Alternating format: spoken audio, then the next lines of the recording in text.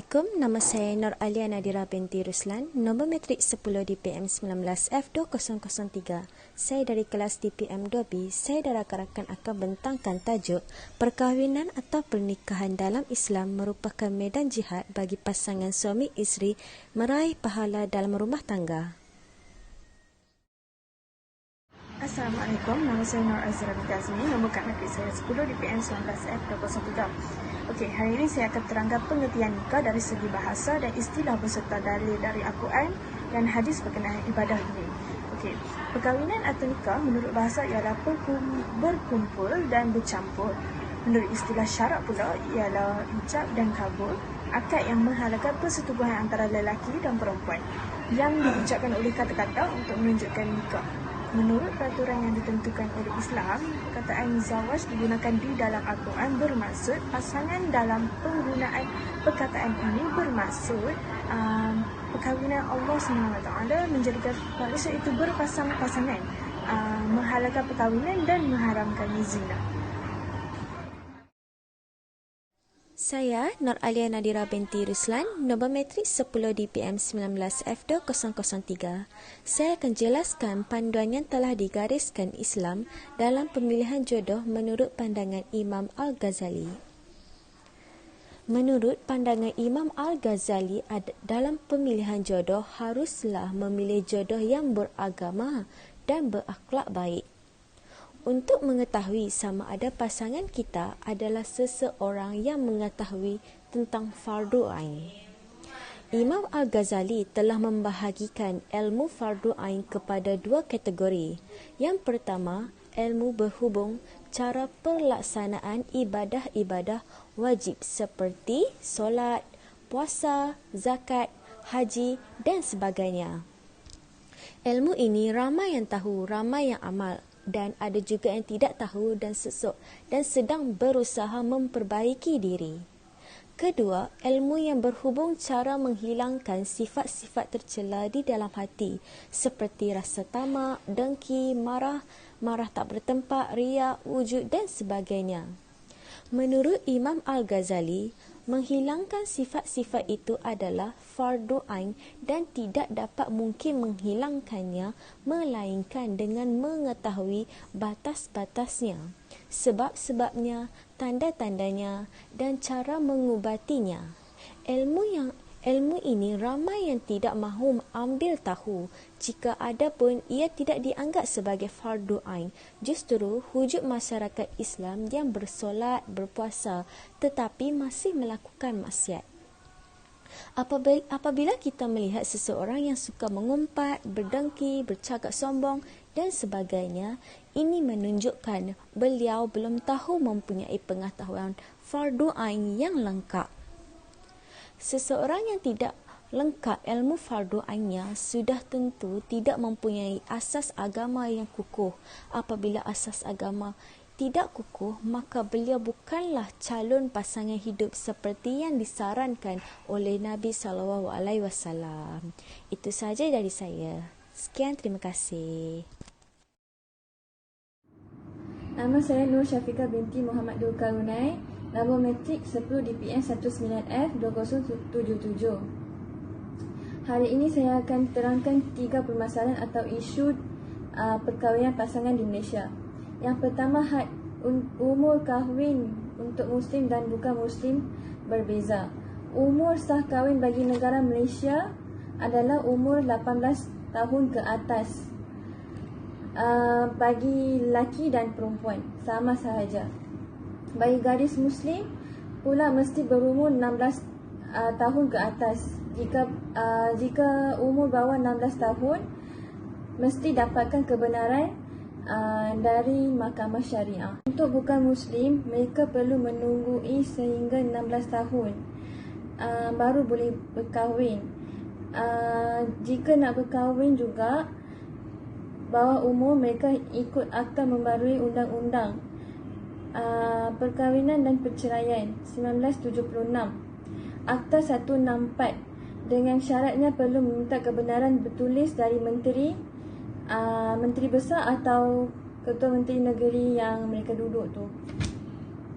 Yang kedua, Orang Malaysia fikir wang hantaran adalah segalanya, padahal mas kahwin yang wajib. Masalah ini sering berlaku bila nak akad nikah, sehingga ada kes di mana keluarga pengantin perempuan bertumbuk dengan keluarga pengantin lelaki. Kesnya sebab wang hantaran tidak cukup dan macam yang dijanjikan. Di sinilah mula timbul kekeliruan atas mas kahwin dan wang hantaran. Mas kahwin atau mahal ini ditetapkan oleh Majlis Agama Islam negeri masing-masing. Kadar mahal paling rendah adalah di negeri Johor, iaitu sebanyak RM22.50. Manakala yang paling tinggi adalah di negeri Selangor, sebanyak RM300. Ada juga negeri yang tak letakkan nilai tertentu. Jadilah bebas mengikut pengantin. Macam di negeri Perlis, Kedah, Terengganu dan Kelantan. Hukum mahal ini adalah wajib seperti yang disebutkan dalam Quran. Yang ketiga, syarat poligami, mesti dapatkan kebenaran isteri pertama. Secara umumnya, perundangan Malaysia sudah benarkan poligami, tetapi ada syarat-syarat yang perlu dipatuhi oleh setiap negeri. Syarat yang berbeza, contohnya di Selangor dan KL, suami yang nak berpoligami mesti meminta kebenaran mahkamah terlebih dahulu. Biasanya syarat-syarat yang diletakkan ini untuk pastikan suami betul-betul berkelayakan untuk berpoligami berdasarkan hukum syarak dan undang-undang Islam di Malaysia. Selain itu, untuk mengelakkan berlaku penganiayaan kepada isteri, sedia ada anak-anak dan bakal isteri kedua dan seterusnya. Terima kasih. Ada kes di mana keluarga pengantin perempuan bertumbuk dengan keluarga pengantin lelaki. Kesnya sebab wang hantaran tidak cukup dan macam yang dijanjikan. Di sinilah mula timbul kekeliruan atas mas kahwin dan wang hantaran. Mas kahwin atau mahal ini ditetapkan oleh Majlis Agama Islam negeri masing-masing. Kadar mahal paling rendah adalah di negeri Johor, iaitu sebanyak RM22.50. Manakala yang paling tinggi adalah di negeri Selangor, sebanyak RM300. Ada juga negeri yang tak letakkan nilai tertentu. Jadilah bebas mengikut pengantin. Macam di negeri Perlis, Kedah, Terengganu dan Kelantan. Hukum mahal ini adalah wajib seperti yang disebutkan dalam Quran. Yang ketiga, syarat poligami, mesti dapatkan kebenaran isteri pertama. Secara umumnya, perundangan Malaysia sudah benarkan poligami, tetapi ada syarat-syarat yang perlu dipatuhi oleh setiap negeri. Syarat yang berbeza, contohnya di Selangor dan KL, suami yang nak berpoligami mesti meminta kebenaran mahkamah terlebih dahulu. Biasanya syarat-syarat yang diletakkan ini untuk pastikan suami betul-betul berkelayakan dipatuhi oleh setiap negeri. Syarat yang berbeza, contohnya di Selangor dan KL, suami yang nak berpoligami mesti meminta kebenaran mahkamah terlebih dahulu. Biasanya syarat-syarat yang diletakkan ini untuk pastikan suami betul-betul berkelayakan untuk berpoligami berdasarkan hukum syarak dan undang-undang Islam di Malaysia. Selain itu, untuk mengelakkan berlaku penganiayaan kepada isteri, sedia ada anak-anak dan bakal isteri kedua dan seterusnya. Terima kasih. Assalamualaikum, nama saya Nurul Hafizah binti AB Rashid, nombor kad matris 10 DPM 19F2061. Saya akan terangkan 4 hikmah perkahwinan dalam Islam. Okey, yang pertama, sunnah para Nabi dan Rasul, firman Allah yang berbeza, demi sesungguhnya kami telah mengutus Rasul sebelum kamu dan kami jadikan untuk mereka isteri-isteri dan juga keturunan. Allah mengutus para Nabi dan Rasul sebagai pemimpin umat manusia ke jalan kebenaran. Mereka adalah model yang mesti diikuti demi keselamatan, kebahagiaan dan kedamaian dalam kehidupan.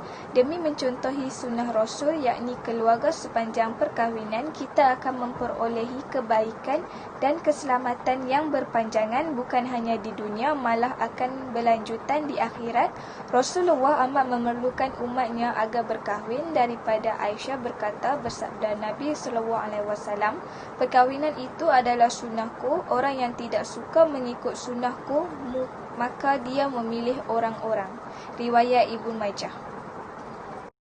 Seterusnya, melalui perkahwinan, seseorang akan bahagia, aman dan tenteram dengan adanya ikatan kasih dan sayang antara suami isteri. Allah berfirman, dan antara tanda-tanda bukti kekuasaan dan rahmatnya bahawa ia membuat untuk kamu, wahai kaum lelaki, isteri-isteri memilih jenis kamu sendiri, kamu bersenang hati dan hidup mesra bersamanya, dan jadikanlah antara kamu perasaan cinta dan sayang. Yang kedua, tenang dan tenteram memelihara iman. Al-Bahaqi meriwayatkan mula Rasulullah SAW, bila telah berkahwin seseorang itu, maka ia telah memerlukan waktu yang lama, maka bertakwalah ia kepada Allah pada waktu yang belum disempurnakan lagi. Hadis ini menjelaskan seseorang yang telah berkahwin, maka ia akan terselamat daripada perkara yang berkaitan dengan dosa, yang berkaitan dengan nafsu syahwat. Rasulullah SAW bersabda yang digunakan, barang siapa yang mampu memilih dia berkahwin kerana dengan dapat menundukkan penglihatan dan dapat memelihara kehormatannya, dan barang siapa yang tidak mampu berkahwin, permintaan ia berpuasa kerana puasa dapat menarik minat nafsunya. Riwayat Ibnu Mas'ud. Yang ketiga, zuriat. Rasulullah SAW amat berbangga dengan umatnya yang ramai di akhirat nanti. Justru, perkahwinan akan lahirkan zuriat umat Islam yang beriman dan bertakwa, yang akan memakmurkan bumi. Daripada Makal bin Yasar bersabda Rasulullah SAW, berkahwinlah kamu dengan wanita pengasih dan subur, kerana aku akan berbangga dengan jumlah kamu yang ramai. Riwayat Abu Daud. Itu sahaja pembentangan dari saya dan rakan-rakan. Terima kasih.